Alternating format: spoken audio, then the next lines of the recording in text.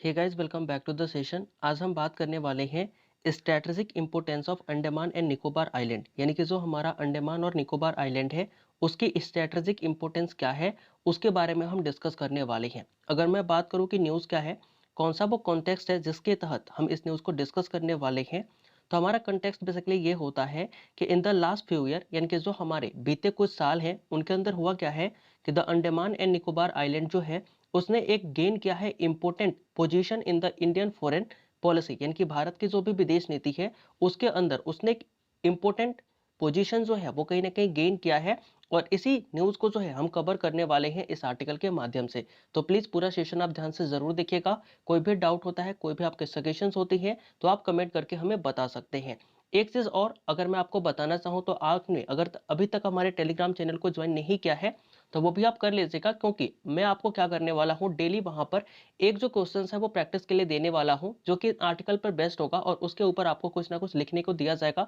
चाहे वो argument, report या फिर ऐसे हो सकता है। तो प्लीज अगर आपने अभी तक चैनल को ज्वाइन नहीं किया है टेलीग्राम वाले तो उसे जाकर के ज्वाइन जरूर से कर लीजिएगा। तो आइए वीडियो को स्टार्ट करते हैं।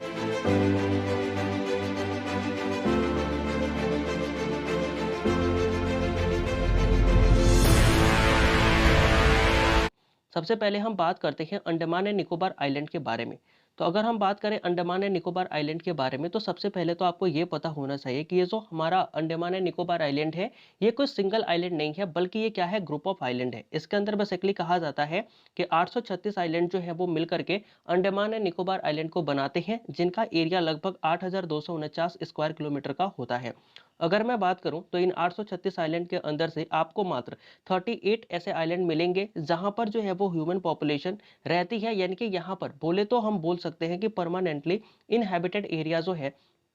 उसके अंदर हमारे 38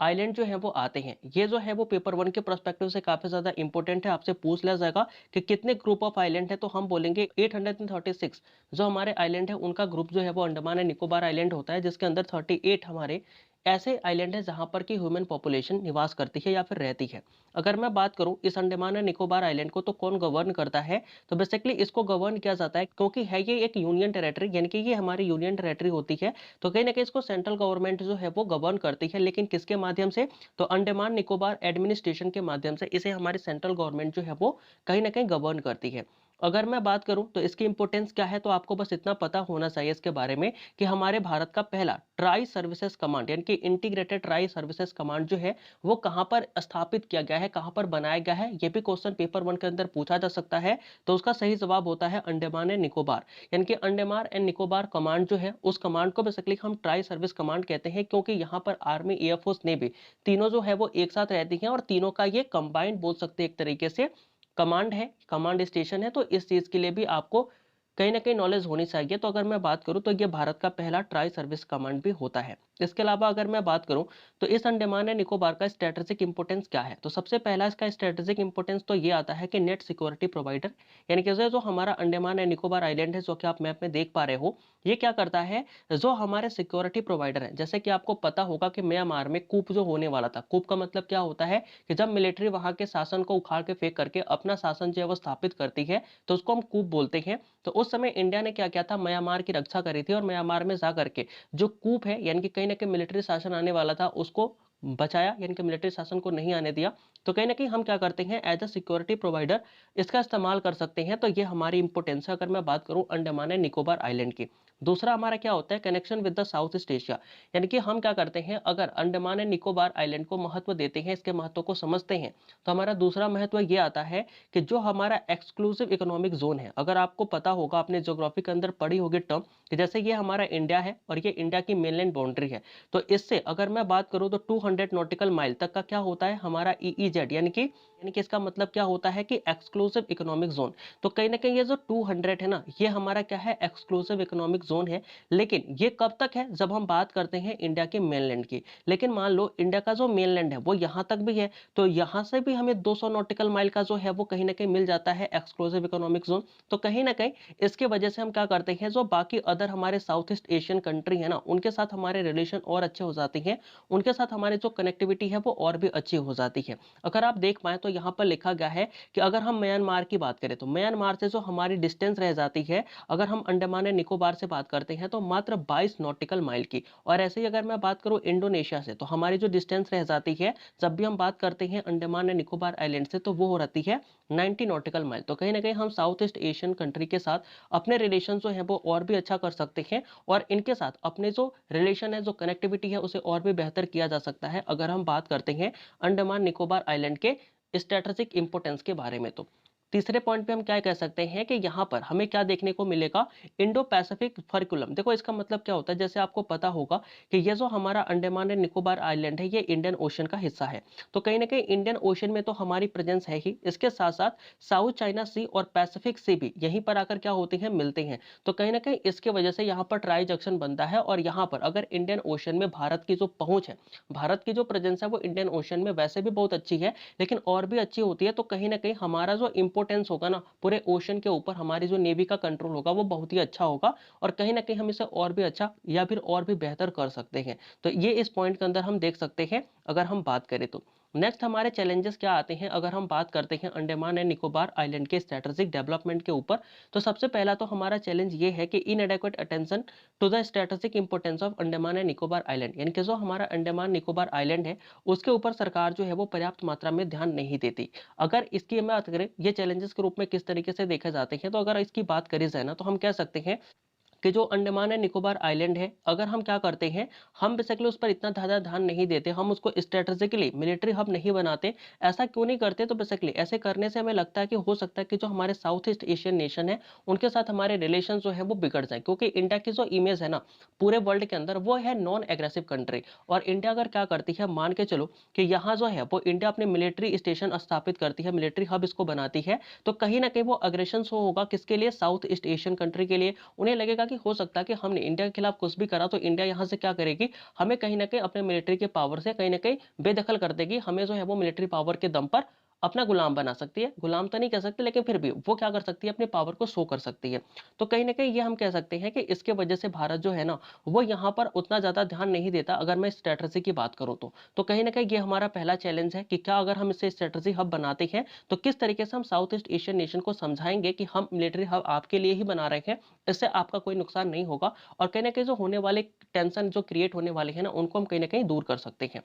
दूसरा हमारा क्या होता है, अगर मैं बात करूं चैलेंजेस की, तो इसके अंदर हमें पता लगता है कि स्लो पेस ऑफ डेवलपमेंट, यानी कि यहाँ पर जो डेवलपमेंट की रफ्तार है ना वो काफ़ी धीमी है। अगर इसकी बात करें जाए ये क्यों है, तो आपको पता चलेगा कि यहाँ की जो इंटरनेट कनेक्टिविटी है वो काफ़ी कमज़ोर है, काफ़ी ख़राब है। यहाँ का जो कैपिटल है, जो कि अंडमान एंड निकोबार का कैपिटल होती है पोर्ट प्लेयर, इस पर एक नेवल बेस है, वो भी कहा जाता है कि ये इरेटिक है, यानी कि काफ़ी ज़्यादा पुराना हो गया है, कभी कभार ये यूज़ में आता है। इसके अलावा यहाँ पर जो रोड होते हैं ना वो उतने अच्छे से बनाए नहीं गए हैं। यहाँ पर और भी बिल्डिंग्स हो गए, जैसे कि जेटीज के जो बिल्डिंग हो गए वो भी यहाँ पर नहीं बनाए गए हैं। तो कहीं ना कहीं यहाँ पर जो डेवलपमेंट है वो भी काफ़ी कमज़ोर है, काफ़ी कम है। तो कहीं ना कहीं लैक ऑफ डेवलपमेंट की वजह से भी इसका जो इंपॉर्टेंस है वो उतनी तरीके से नहीं आ पाता जैसे कि हमने देखा है या फिर हम देखना चाहते हैं। तो कहीं ना कहीं ये इसके चैलेंजेस के रूप में हम इसे लिख सकते हैं। अदर चैलेंजेस के अंदर अगर हमें पूछा जाए तो अदर चैलेंजेस के अंदर हम लिख सकते हैं कि vulnerability of the non state actors. कहने का मतलब क्या है, कहने का मतलब ये है कि अगर हम देखें ना तो यहाँ पर जो ह्यूमन की प्रेजेंस है वो काफी नेग्लेजिबल है। 836 हमारे क्या है,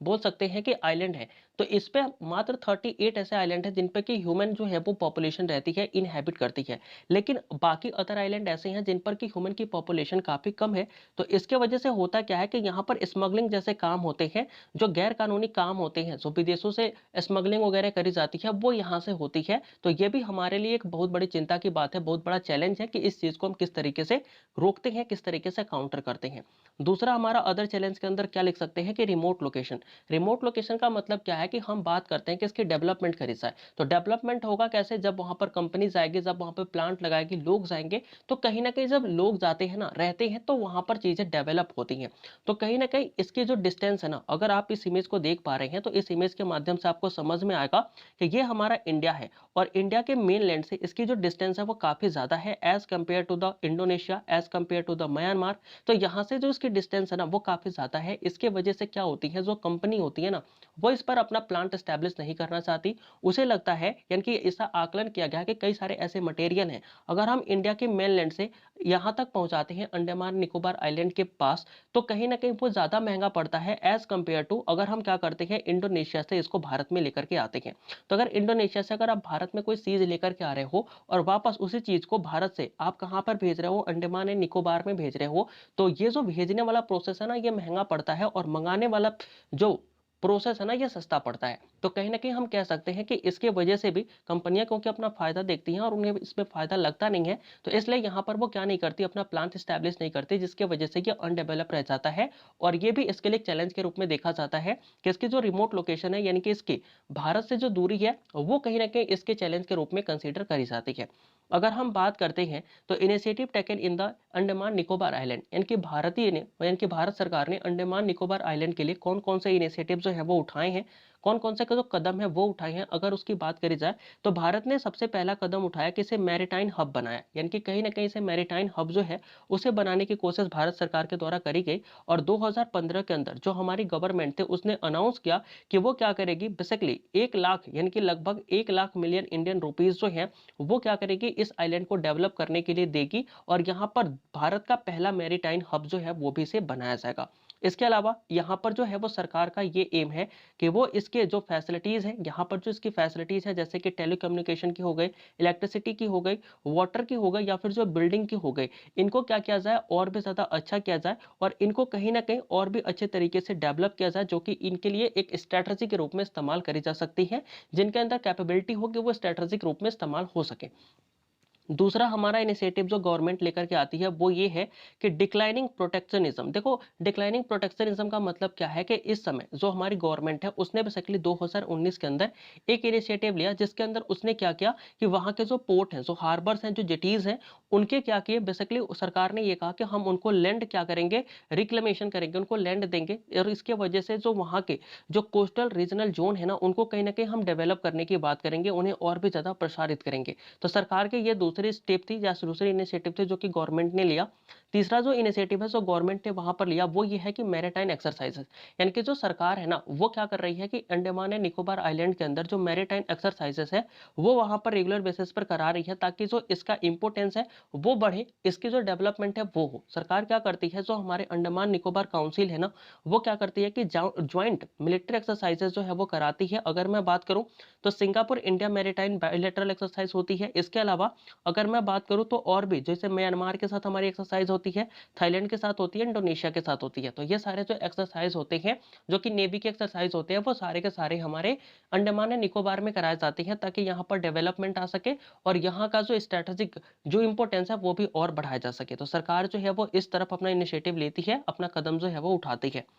इसके अलावा जो सरकार करती है वो क्या करती है कि यहाँ पर जो नेवल प्रेजेंस है ना वो भी बढ़ाने के लिए अपना स्टेप जो है वो उठा चुकी है। सरकार क्या कहती है, सरकार बेसिकली कहती है कि जब लद्दाख से हमारा स्टैंड ऑफ हुआ था, यानी कि जब हमने चाइना के साथ जो लद्दाख में हमारी जो झड़प हुई थी, उसके बाद हमने क्या देखा, हमने ये देखा कि जो सरकार है वो तो ये सोच रही है कि ठीक है चलो, चाइना अगर लैंड पर अपनी जो पावर है वो बूस्ट कर रहा है, लैंड पर जो अपनी क्षमता है वो बढ़ा रहा है, तो हम कहीं ना कहीं क्या करेंगे, नेवी के अंदर यानी कि जो हमारा मैरीटाइम है, यानी कि जो हमारा समुद्र है, उसके अंदर हम क्या करेंगे, अपनी प्रेजेंस को, अपनी पावर को और भी ज़्यादा इन्हेंस करेंगे। और इसके वजह से हम क्या कर सकते हैं, कहीं ना कहीं जो हमारी चाइना की अग्रेशन है उसका हम जवाब दे सकते हैं, अगर हम क्या करते हैं, समुद्र में मजबूत होते हैं। क्योंकि चाइना की बात करें ना तो इंडिया की बात करें, दोनों का अगर कंपैरिजन आप करते हो तो समुद्र के अंदर जो इंडियन नेवी है वो चाइनीज नेवी से क्या है, बहुत ही आगे है, बहुत ही ज़्यादा इसके पास पावर होती है। अगर हम बात करते हैं अदर प्रोस्पेक्टिव की, तो अदर प्रोस्पेक्टिव के अंदर हमें क्या निकल के आता है, सबसे पहला तो ये आता है कि इंटरनेट कनेक्टिविटी, यानी कि सरकार को और क्या करना चाहिए, सरकार ने और क्या इनिशिएटिव लिए। तो इसके अंदर सबसे पहला आता है कि इंटरनेट कनेक्टिविटी, यानी कि सरकार ने इंटरनेट कनेक्टिविटी सभी Andaman and Nicobar group island के ऊपर क्या करा, देने की कोशिश करी। इसके अंदर कि उसने क्या किया कि Chennai Andaman and Nicobar under sea internet cable जो है वो कहीं ना कहीं बिछाने स्टार्ट किए, और इसके वजह से होगा क्या कि वहां पर हाई स्पीड इंटरनेट कनेक्शन जो है वो प्रोवाइड होगा। और इससे क्या होगा कि जो अंडमान निकोबार आइलैंड के जो चैन है, जो कि दूर दूर के हमारे ग्रुप्स ऑफ आइलैंड हैं, उनको हम क्या कर सकते हैं, जोड़ के रख सकते हैं, इंटीग्रेट करके रख सकते हैं। दूसरी हमारी स्टेप जो है वो गवर्नमेंट लेके आती है वो ये है कि authority to commander in chief, यानी कि जो भी कमांडर इन चीफ है उसको अथॉरिटी दी गई कि वो क्या कर सकता है, किसी भी लैंड एक्वाइजेशन के ऊपर अपना कानून बना सकता है, और कोई भी जो लैंड एक्वाइजेशन का मामला है वो खुद से मैनेज कर सकता है, जिससे कि होगा क्या कि जो हमारा, और इसके अलावा जो हमारा कमांडर इन चीफ है वो क्या कर सकता है, किसी भी 3 फोर्सेस के अंदर से अपने मिलिट्री रिसोर्सेज की रिक्वेस्ट कर सकता है और जो मिलिट्री रिसोर्सेज हैं उनको मांग सकता है, और सरकार से भी वो एक्स्ट्रा फाइनेंशियल कैपेबिलिटी भी उसे दी जाएगी, यानी कि एक्स्ट्रा फाइनेंशियल हेल्प भी है उसे दी जाएगी, ताकि वो अपनी इंपोर्टेंस को वहां पे और भी ज्यादा मजबूत करके रख सके। तो ये इनिशिएटिव जो है वो गवर्नमेंट ने लिए हैं, अगर हम बात करते हैं अंडमान एंड निकोबार आइलैंड के अंदर। तो अगर हम बात करते हैं रोड अहेड यानी कि आगे का रास्ता क्या हो सकता है, अगर हम बात करें सजेशन पॉइंट की तो क्या हो सकता है, सबसे पहला तो ये है कि इनकरेजिंग माइग्रेशन। अगर हम चाहते हैं कि जो हमारा अंडमान एंड निकोबार आइलैंड है वो डेवलप हो, उसकी जो स्ट्रेटेजिक इंपोर्टेंस है वो और भी ज्यादा बढ़े, तो इसके लिए हमें क्या करना होगा कि वहां पर इनकरेजिंग माइग्रेशन करना होगा, यानी कि लोगों का वहां पर आना जाना और भी ज्यादा बढ़ावा देना होगा इस चीज के अंदर। तो सबसे पहले होगा क्या, अगर हम बात करें तो अगर हम इसे टूरिज्म की तरह इस्तेमाल करते हैं, लोग इसे देखने जाएंगे, घूमने जाएंगे, रुकेंगे, तो हो सकता है कि इसका डेवलपमेंट हो। तो ये हमारा एक सजेशन हो सकता है कि there is a need to consider encouraging migration from the land and open up for the strategic located uninhabited island to tourism, यानी कि ऐसे जो बोल सकते हो कि आइलैंड जो कि अनहैबिटेड है, जहां पे लोग नहीं रहते, वहां पर हम क्या करें, अगर टूरिज्म के रूप में उसका इस्तेमाल करें, वहां पर अगर टूरिज्म लेकर के जाते हैं या फिर टूरिस्ट स्पॉट जो है वो घोषित करते हैं, लोग वहां पर घूमने जाते हैं, तो इससे वहां का विकास होगा, और हो सकता है कि वहां पर हमें विकास देखने को मिले मोमेंट ऑफ पीपल के वजह से, यानी कि लोग जब वहां पर मोमेंट करेंगे, जब जाएंगे, रहेंगे, तो हो सकता है कि उस जगह का विकास हमें देखने को मिल जाए। इसके अलावा अगर हम बात करें तो दूसरे सजेशन पॉइंट के अंदर हम लिख सकते हैं कि स्ट्रेटेजिक इंफ्रास्ट्रक्चर, यानी कि जो हमारे बिल्डिंग से जो इंफ्रास्ट्रक्चर है उनको अगर हम और भी ज्यादा बनाते हैं, और भी ज्यादा इनहेंस करते हैं, उनको स्ट्रेटेजिकली यूज करते हैं, तो हो सकता है कि जो हमारा आइलैंड है, जो कि अंडमान निकोबार आइलैंड है, वो और भी ज्यादा क्या हो जाएगा, और भी ज्यादा डेवलप हो जाएगा। तो अगर हम इसकी बात करते हैं तो reinforcement strategic infrastructure of the island is a way of the highlighting India's combat powers, यानी कि अगर हम क्या करते हैं, अपने इंफ्रास्ट्रक्चर को और भी अच्छा करते हैं, तो कहीं ना कहीं ये इंडिया के हमारे कॉम्बैट पावर को शो करेगी, और कहीं ना कहीं ये हमारे प्रेजेंस को और भी ज्यादा मजबूत करेगी। इसके अलावा अगर हम बात करें तो कॉपरेशन विद स्ट्रेटेजिक पार्टनर, यानी कि जो भी हमारे स्ट्रेटेजिक पार्टनर हैं, जिनके साथ हम एक्सरसाइज वगैरह करते हैं, उनके साथ हम क्या करें, कोऑर्डिनेशन करें, उनके साथ अगर हम बातचीत करें इस मसले को लेकर के,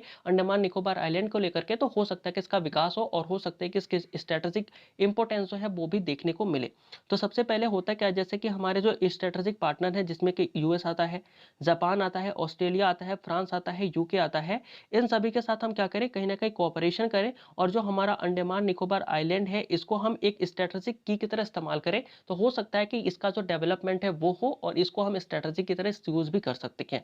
इसके अलावा अगर हम बात करें इंगेजमेंट ऑफ द आसियान, यानी कि कहीं ना कहीं अगर हम आसियान के साथ इंगेज होते हैं, आसियान को भी इसके अंदर इंगेज कर लेते हैं, या फिर उनके साथ अगर हम जुड़ते हैं, तो इससे क्या होगा कि जो आसियान के कंट्री हैं, जिनके साथ हमारे रिलेशन उतने अच्छे नहीं है, हो सकता है कि उनके साथ हमारे रिलेशन अच्छे हो जाए, और वो भी इस चीज को समझे, और वहां पर अगर हम डेवलप करते हैं तो उनको कोई एतराज भी ना हो।